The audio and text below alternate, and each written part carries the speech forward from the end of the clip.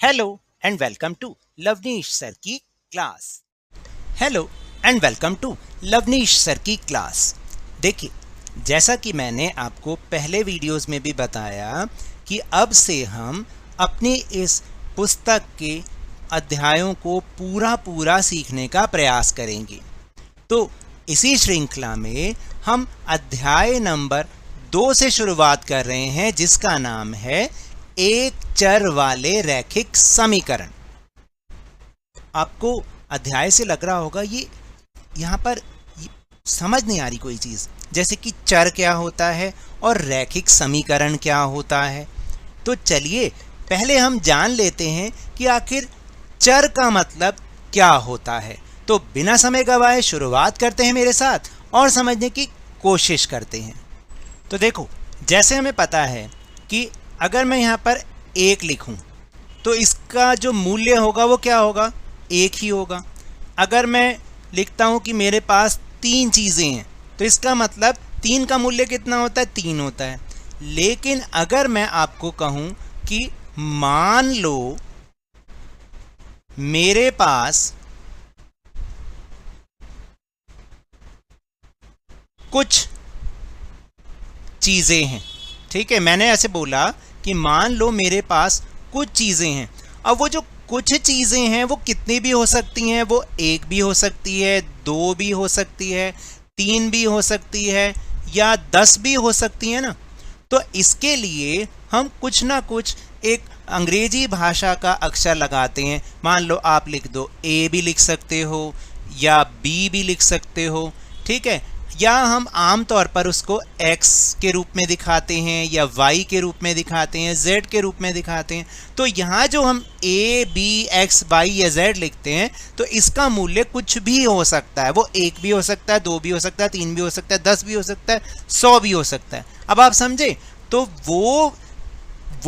मतलब वो संख्या जो बदलती रहे, ठीक है। तो हम यहाँ पर लिख सकते हैं कि वो संख्या जिसका मान बदलता रहता है उसे चर संख्या कहते हैं। क्या कहते हैं? चर संख्या कहते हैं। अब आपको समझ में आया चर का मतलब क्या होता है, ठीक है ना। और उसको हम किससे दिखाते हैं? A से दिखाते हैं, B से, या इंग्लिश के किसी भी लेटर से दिखाते हैं। अब हम बात करते हैं समीकरण की। देखो, मान लो आपने थोड़ा बहुत क्लास 7th में भी समझा था कि जैसे एक बात यहाँ लिखी है कि x + 5 = 25। ये जो चीज़ है इसको हम कहते हैं समीकरण। क्या कहते हैं? समीकरण, ठीक है। और समीकरण की ये पहचान है कि इसके 2 भाग होते हैं, मतलब 2 पक्ष होते हैं, 2 साइड। इंग्लिश में बोलते हैं 2 साइड, एक ये वाली साइड और एक ये वाली साइड। इसको हम कहते हैं बायां पक्ष। याद रखना इन चीज़ों को जो मैं बता रहा हूँ। और इसको हम कहते हैं दायां पक्ष, ठीक है। ये बात याद रखना है। और इंग्लिश में अगर हम बोलना चाहें तो हम इसको बोलेंगे कि ये लेफ्ट हैंड साइड होती है और ये राइट हैंड साइड। मैं लिख देता हूँ, ये वाली साइड है लेफ्ट हैंड साइड और ये वाली साइड कौन सी होती है? Right hand side. तो मैंने दोनों भाषाओं में आपको बताया। इंग्लिश में जो दाईं तरफ है उसको दायां पक्ष और जो बाईं तरफ है उसको बायां पक्ष कहते हैं। ये समीकरण की पहचान होती है। और रैखिक समीकरण का मतलब होता है कि जिसमें जो जितनी भी संख्याएं, चाहे x है, उनकी घात जो है वो मतलब एक ही चीज़ है। जैसे हम बोलते हैं ना कि x की घात 2, x की घात 3, तो वो नहीं होता इसमें। रैखिक समीकरण इसको कहते हैं जो यहाँ पर मैंने आपको दर्शाया है, ठीक है। अब हमें पता चल गया कि चर किसे कहते हैं और समीकरण किसे कहते हैं। तो अब हम इसको हल करना भी सीखेंगे कि आखिर हम इसको हल कैसे करते हैं। तो देखो, ये आपकी बुक में भी समझाया हुआ है कि केवल अब यहाँ पर इस चैप्टर में एक चर वाले व्यंजकों का ही हम प्रयोग करेंगे और ऐसे समीकरण एक चर वाले रैखिक समीकरण कहलाते हैं जिनकी अधिकतम घात एक ही होती है। देखो अगर जैसे ये है x की घात 2 y जमा y की घात 2, तो ये रैखिक व्यंजक नहीं होते हैं। जिसमें x की घात 1 होगी उसको हम रैखिक समीकरण कहते हैं। अब यहाँ पर जो मैंने अभी अभी आपको बात सिखाई, देखो समीकरण के कितनी चीज़ें होती हैं समीकरण के अंदर। एक तो जो हम वैल्यू लेते हैं x, जिसको हम चर कहते हैं, मैंने अभी समझाया ना चर किसको कहते हैं, जिसका मान बदलता रहे। फिर ये समता का निशान होता है और इसमें दो पक्ष होते हैं। जैसे यहाँ पर अगर हम इसको देखेंगे तो इसको हम बायां पक्ष कहेंगे और इस वाले को हम दायां पक्ष कहेंगे। यहाँ पे लिखा भी है कि एक बीजीय समीकरण में चरों को प्रयोग करते समय एक समता होती है। इसमें एक समता का चिन्ह होता है यानी बराबर का निशान होता है, और इस समता के बाईं ओर वाला व्यंजक बायां पक्ष LHS यानी लेफ्ट हैंड साइड, और दाईं ओर वाले को व्यंजक को हम दायां पक्ष यानी कि RHS कहते हैं। अब देखो हम एक उदाहरण से इसको समझ के देखते हैं कि हम समीकरणों को हल कैसे करते हैं। बहुत ध्यान से समझना। पहली बात तो ये बात याद रखनी है, ये मैंने समझाया था आपको, ये क्या होता है LHS और ये क्या होता है RHS। अब अगर हिंदी में फिर दोबारा से बोलूं, ये बायां पक्ष और ये दायां पक्ष। ठीक, एक बात याद रखनी है, जब भी हम किसी भी संख्या को दूसरे पक्ष में लेके जाते हैं, यानी जब भी हम बाएं पक्ष को दाएं में लेके जाएं या दाएं पक्ष को बाएं में लेकर आएं, तो जो उनके चिन्ह होते हैं वो बदल जाते हैं। मैंने क्या कहा, तो देखो मैंने क्या लिखा, जब भी हम किसी संख्या को बाएं पक्ष से दाएं पक्ष में लेकर जाते हैं या फिर दाएं पक्ष से बाएं पक्ष में लेकर जाते हैं तो संख्याओं के चिन्ह बदल जाते हैं। जैसे कि मैं अब आपको करके दिखाता हूं। मैंने यहाँ पे समीकरण लिखा था 2x - 3 बराबर 7। अब मुझे अगर x की वैल्यू निकालनी है, x की कीमत निकालनी है, तो मैं x को तो एक तरफ रख दूंगा क्योंकि इसका कुछ नहीं हो सकता, लेकिन जो बिना x वाली संख्या है उनको एक तरफ करूंगा। तो समीकरण का सबसे पहला स्टेप यही होता है, जो x वाली संख्याएं होती हैं, जो चर वाली संख्याएं, उन्हें एक तरफ रखना है और जो बिना चर वाली संख्याएं उनको एक तरफ रखना है। तो अब ये वाला जो 3 - 3 को हम दाएं पक्ष में लेके जाएंगे। कहाँ लेके जाएंगे? दाएं पक्ष में। तो ये हो जाएगा 7 - 3 बन जाएगा जमा वाला 3। मैंने अभी लिखा ना, उनके चिन्ह बदल जाते हैं। अब अगले स्टेप में क्या लिखोगे, 2x बराबर 7 जमा 3 कितने होते? 10। अब इस 2x का मतलब है 2 गुणा x, ठीक है, बराबर 10। अब जो गुणा वाली चीज है उसको हमने सामने लेके जानी है, तो ये भाग में बदल जाएगी। मैंने क्या बोला, जो गुणा वाली चीज है वो भाग में बदल जाएगी। जैसे मैंने अभी घटा को जमा में बदल दिया जब दूसरी साइड लेके गया, इसी तरह अगर कोई जमा की चीज होगी वो घटा में, गुणा की चीज होगी भाग में, और भाग की चीज होगी तो वो गुणा में चेंज हो जाएगी, यानी चिन्ह बदल जाते हैं। तो जब मैं x की वैल्यू निकालूंगा तो ये जो 2 गुणा वाला है ये सामने जाके भाग में बदल जाएगा। तो 10/2 यानी 10 को हमने 2 से भाग करना है, तो 2 के पहाड़े में 10 आता है 5 पर, यानी x की वैल्यू कितनी आ गई? 5। यही आपका उत्तर होगा। इस तरीके से हम समीकरण को हल करते हैं। चलिए एक और उदाहरण समझते हैं। अब देखो अगला उदाहरण है, हल कीजिए 2y = 9 बराबर 4। तो सबसे पहले तो हमें क्या करना होता है, हमेशा ये करना, जो समीकरण है उसको ऐसा का ऐसा लिखना होता है, ठीक है। अब मैंने दूसरा स्टेप क्या बताया था कि जो चर वाली संख्या है उन्हें एक तरफ और जो बिना चर वाली संख्या है उन्हें एक तरफ। तो अब बिना चर वाली संख्याएं कौन कौन सी है? ये वाली है और ये वाली है, तो इन्हें हम एक तरफ कर लेते हैं। और जब भी हम साइड को चेंज करेंगे, अभी समझाया था ना, तो चिन्ह जो हैं वो बदल जाएंगे। यानी जब ये जमा का 9 सामने 4 की तरफ जाएगा तो ये क्या बन जाएगा? घटा का 9 बन जाएगा। तो 4 घटा 9 हो जाएगा। अब 2y बराबर, अब आप कहेंगे 4 में से तो 9 नहीं जा सकता, लेकिन आपको याद है ना, हमने 7वीं कक्षा में पूर्णांकों के बारे में पढ़ा है। यानी कि हम करेंगे तो इसको ऐसे ही कि 9 में से 4 गया 5, लेकिन चिन्ह जिसका बड़ा है, माइनस का संख्या बड़ी होती है, इस समय जो माइनस की संख्या है वो बड़ी है, तो आंसर में भी माइनस आ जाएगा।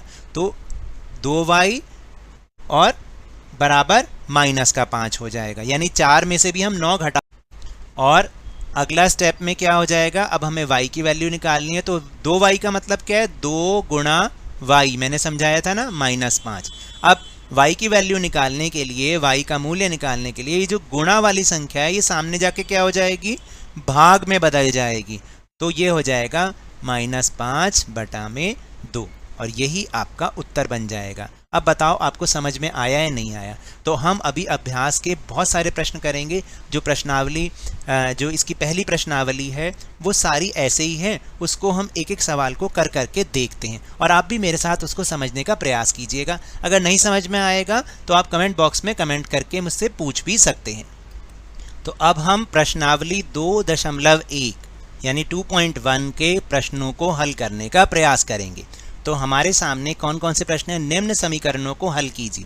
जैसे पहला है x - 2 = 7, तो हम यहाँ पे सबसे पहले वाले को ले रहे हैं। आपने पहले हमेशा यही करना, उत्तर में जो समीकरण है उसको ऐसा का ऐसा ही लिखना है, ठीक। अब अगली लाइन में क्या होगा, मैंने समझाया था कि ये जो -2 है ये सामने की तरफ जाएगा, यानी राइट हैंड साइड जाएगा, ठीक है ना, क्योंकि बिना चर वाली संख्याएं एक तरफ और चर वाली संख्याएं एक तरफ। तो x बराबर क्या हो जाएगा, ये -2 उधर जाके क्या बन जाएगा, +2। तो सिंपल x की वैल्यू कितनी आ गई, x का मान कितना आ गया, 7 + 2 9, यही आपका उत्तर होगा, है ना आसान। अब दूसरा देख लेते हैं, y = 3 = 10। फिर वैसे ही करना है, y को एक तरफ करना है और बिना y यानी बिना चर वाली संख्याएं एक तरफ। तो ये जो जमा का 3 है, जब ये सामने यानी बाएं पक्ष दाएं पक्ष में जाएगा तो इसका चिन्ह बदल जाएगा, तो 10 और घटा का 3 बन जाएगा ये। तो y की कीमत यानी y का मूल्य क्या आएगा, 10 - 3 = 7, और यही आपका उत्तर होगा। अब बताओ आपको आसान लग रहा है या नहीं लग रहा है। फिर इसके बाद तीसरा प्रश्न देखते हैं। तीसरा प्रश्न है 6 = z - 2। चाहे इधर हो या इधर हो, बात वही है। हमने क्या करना है, जो चर वाली संख्याएं वो एक तरफ और जो बिना चर वाली संख्याएं हैं वो एक तरफ। तो अब जब हम इस 2 को अगर इधर भेज देते हैं तो ये क्या हो जाएगा, -2 बन जाएगा, -2 बन जाएगा ना। तो हम लिखेंगे z = 6 - 2, तो उत्तर आ जाएगा z की वैल्यू कितनी, 4, है ना आसान। अब चौथा प्रश्न देख लेते हैं एक बार। चौथा प्रश्न थोड़ा सा अलग है, एक बारी करके देखते हैं। देखो अब यहाँ लिखा है 3/7 जमा x = 17/7, ठीक। x को हमने एक तरफ रखना है और बिना x वालों को एक तरफ, तो 3/7 सामने जाएगा तो क्या बन जाएगा, घटा का बन जाएगा, जिसके आगे कोई चिन्ह नहीं है, जिसके आगे याद रखना, तो वो जमा ही संख्या होती है। तो ये जब उधर जाएगा तो ये बन जाएगा 17/7 और ये बन जाएगा घटा का 3/7। अब x की वैल्यू कैसे निकालोगे, ये आपको हमने पहले ही छठी क्लास में भी सिखाया हुआ है। तो एलसीएम लेंगे, 7 का 7 ही आ जाएगा, क्योंकि ये कैसे हो गए, ये तो एक जैसे ही भिन्न संख्याएं हो गई ना, जिसमें समान हर होता है, समझाया था ना। और ऊपर सिर्फ 17 में से 3 गए और यहाँ पर आ जाएगा x की वैल्यू 17 में से 3 गए 14/7, ठीक है। और इसको अगर आप करना चाहो तो और इससे छोटा कर सकते हैं, क्योंकि 7 के पहाड़े में 14 भी आता है, तो 7 एकम 7, 7 दूनी 14, तो x की वैल्यू कितनी आ गई, 2, और यही आपका उत्तर बन जाएगा, है ना आसान। पांचवा और छठा भी करके देख लेते हैं। अब पांचवा प्रश्न, 6x = 12। अब देखो 6x का मतलब मैंने समझाया था 6 गुणा x, ठीक है, 12। तो जब गुणा वाली संख्याएं होंगी तो वो सामने जाके क्या बन जाएंगी, भाग वाली संख्या। तो भाग मतलब इसके बटे में चली जाएगी, तो 12/6 बन जाएगा। तो अब देखो आपने 12 को 6 से भाग करना है, तो आप चाहो तो यहाँ पर करके भी देख सकते हो। 6 के पहाड़े में 12, 6 दूनी 12, हो गया काम। तो आंसर कितना आया, 2। तो x की वैल्यू कितनी आ गई, x का मान कितना आ गया, 2, और यही आपका उत्तर होगा। और लास्ट क्वेश्चन देख लेते हैं, वो है t/5 = 10। अब ये क्या है, ये एक भाग की संख्या है ना, और अगर ये सामने जाएगी तो क्या बन जाएगी, गुणा की संख्या बन जाएगी, क्योंकि जब भी हम साइड चेंज करते हैं संख्याओं के चिन्ह बदल जाते हैं। तो यहाँ पर हो जाएगा t बराबर, ये जो भाग की संख्या सामने जाके क्या बन जाएगी, गुणा की संख्या।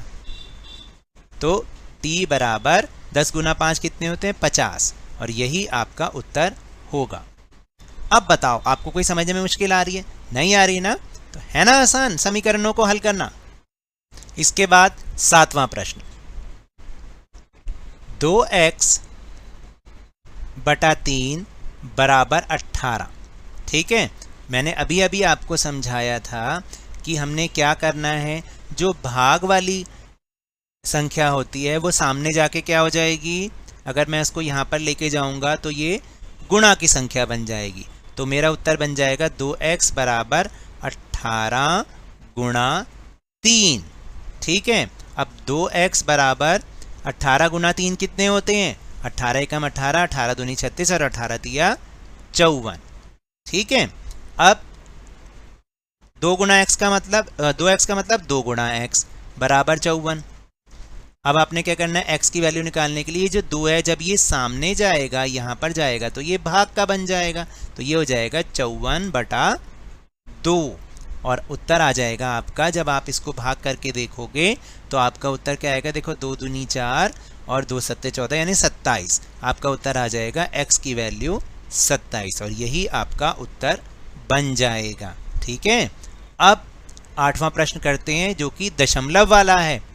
देखो 1.6 बराबर y बटा 1.5।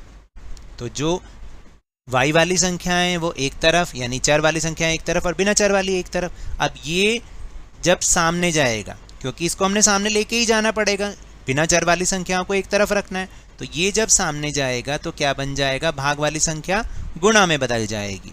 तो यहाँ पर हो जाएगा 1.6 गुणा 1.5। अब आप इसको हल करके देखो भाई कैसे होगा। तो सिंपल, ये भी आपको हमने 7वीं कक्षा में सिखा रखा है। तो आपने पहले 16 को 15 से भाग करना है, मैं आपको सिखा भी रहा हूँ साथ साथ कि दशमलव वाली गुणा कैसे करते हैं। तो देखो 15 छिक्का 90, ठीक है, और 15 एकम 15, 15 और 9 24। और दशमलव कहाँ लगेगा, इसमें भी एक के बाद है, इसमें भी एक के बाद है, तो दशमलव लगेगा 2 अंकों के बाद, 1 और 2, यहाँ पे लग जाएगा दशमलव। तो मेरा उत्तर आ जाएगा 2.4, यही हमारा उत्तर बन जाएगा। अब 9वां प्रश्न, 7x घटा 9 बराबर 16। क्या करना है आपको, वही समझाया था, x वाली संख्या एक तरफ, बिना x वाली एक तरफ। तो 7x बराबर, ये जब सामने जाएगा तो क्या बन जाएगा, घटा का 9 क्या बन जाएगा, जमा वाला 9 बन जाएगा, 16 जमा 9। तो 7x बराबर 16 और 9 कितने होते हैं, 25 होते हैं। और 7x का मतलब 7 गुणा x बराबर 25।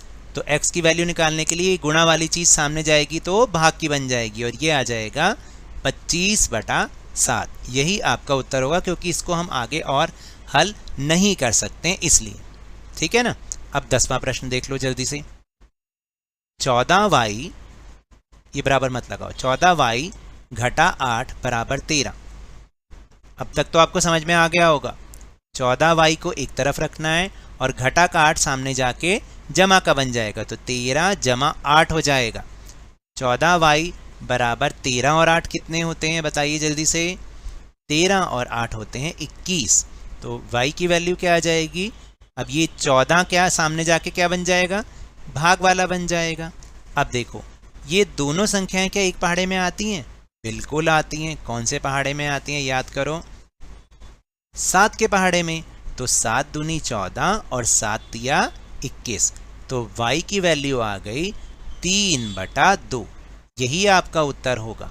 ठीक है ना। जल्दी से 11वां और 12वां भी प्रश्न देख लेते हैं। अब जल्दी से 11वां प्रश्न देख लेते हैं।